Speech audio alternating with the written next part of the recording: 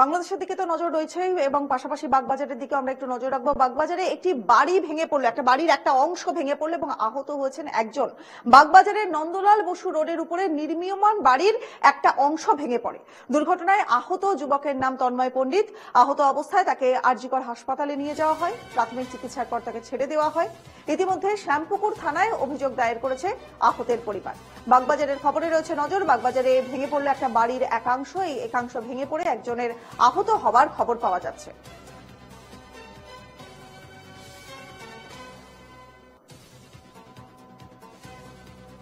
বাগবাজারের ছবি দেখছেন আপনারা। বাগবাজারে একটি বাড়ির একাংশ ভেঙে পড়ে আজ। ঘটনা শ্যামপুকুর থানায় অভিযোগ দায়ের করা হয়েছে। একজন আহত হয়েছে বলে জানা যাচ্ছে। তার ফার্স্ট এড করবার পর তাকে বাড়ি ফেরত পাঠানো হয়, কিন্তু বাড়ির একাংশ ভেঙে পড়েছে এবং সেই ভেঙে পড়ার কারণে হাসপাতালে চিকিৎসার পর আহতকে ছেড়ে দেওয়া হলেও একজন আহত হয়েছে বলে জানা যাচ্ছে। এই ঘটনার পর শ্যামপুকুর থানাতে অভিযোগ দায়ের করা হয়েছে।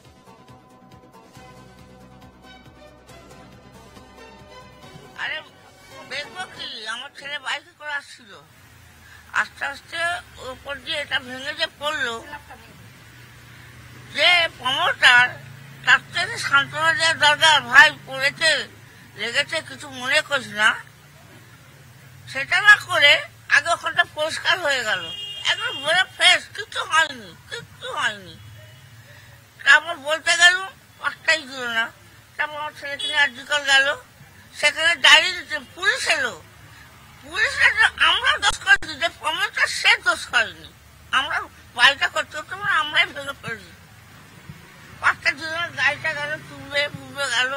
আমার বাইক নিয়ে আসছিল, ওখান থেকে পাঁচিল ভেঙে পড়েছে, এমন ভাবে পড়েছে পুরো ওর এক সাইডে লেগেছে, অল্পের জন্য মাথাটা বেঁচে গেছে। এবারে বলুন, এত বড় যদি মাথায় পড়তো, আজকে আমি 2 মাসের বাচ্চা নিয়ে আমার পথে দাঁড়াতে হতো, কি হতো?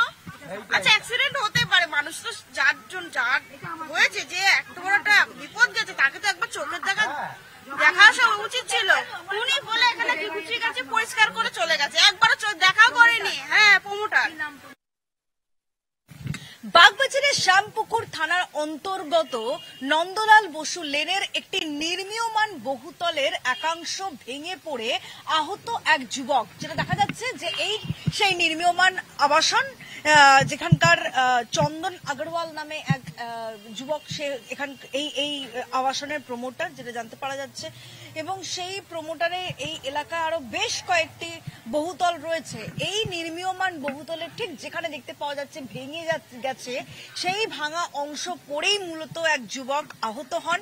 এই রাস্তা দিয়েই তিনি যাচ্ছিলেন, তখন বাইকে করে, নিজের বাইকে করে এই নির্মীয়মান বহুতল থেকে ঢিলছোড়া দূরত্বেই তার বাড়ি।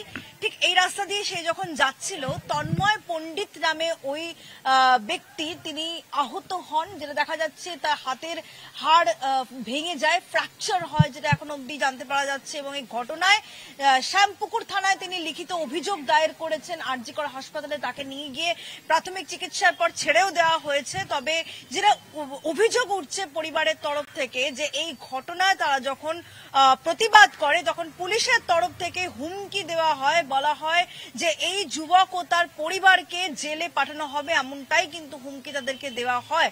যদিও সেই যুবক কিন্তু ইতিমধ্যেই শ্যামপুকুর থানায় অভিযোগ দায়ের করেছে। পুরো বিষয়টাই কিন্তু পুলিশের তরফ থেকে খতিয়ে দেখা হচ্ছে। এই প্রমোটারের কোথায় ফাঁকফোকর ছিল এই নির্মীয়মান আবাসন তৈরিতে, সেটাও কিন্তু সমানভাবে পুলিশ খতিয়ে দেখছে, যেটা এখন অব্দি সূত্রের খবর। ক্যামেরা সমীরনের সঙ্গে সঞ্জনা, এনকেটিভি বাংলা, কলকাতা।